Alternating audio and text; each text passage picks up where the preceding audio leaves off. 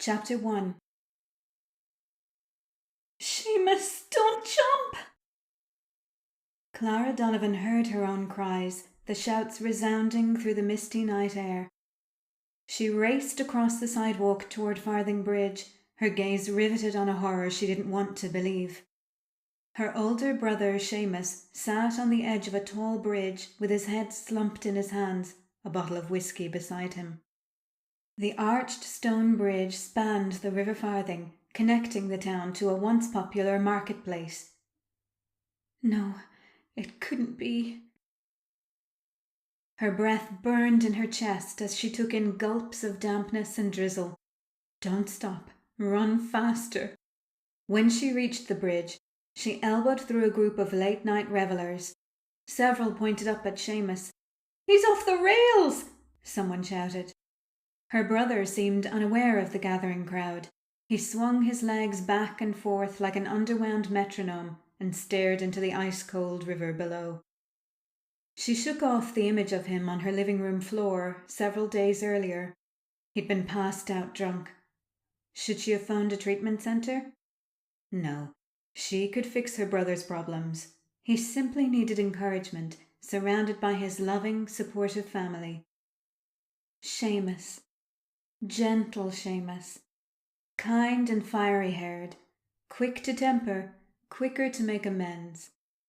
Her heart squeezed at the scruffy, dejected man he'd become since his wife had died. Clara put her hands on her knees and took in calm, even breaths.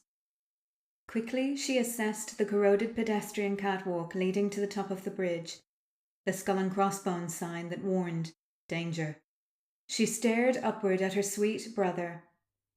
"Dear saints in heaven, Seamus," she whispered. "You promised me that you'd never drink again." She stuffed her wool gloves into her jacket pockets and bent to lace her weatherproof boots tighter. There was no time to dash around the river to the street that crossed the bridge, and she certainly wouldn't ask anyone in the crowd to lend a hand.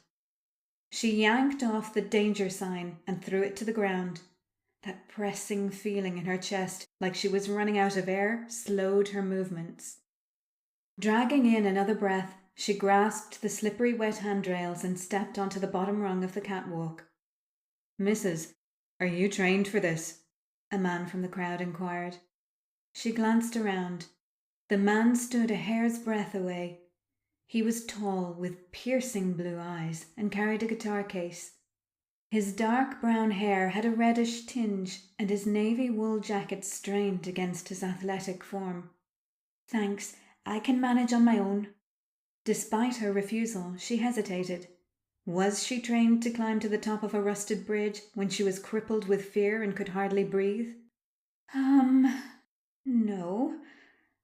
But she was desperate, and desperation made people do things they never thought they could do. "I insist."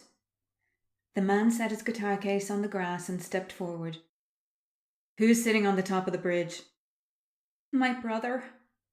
"I'll follow behind you. No worries." "No worries?"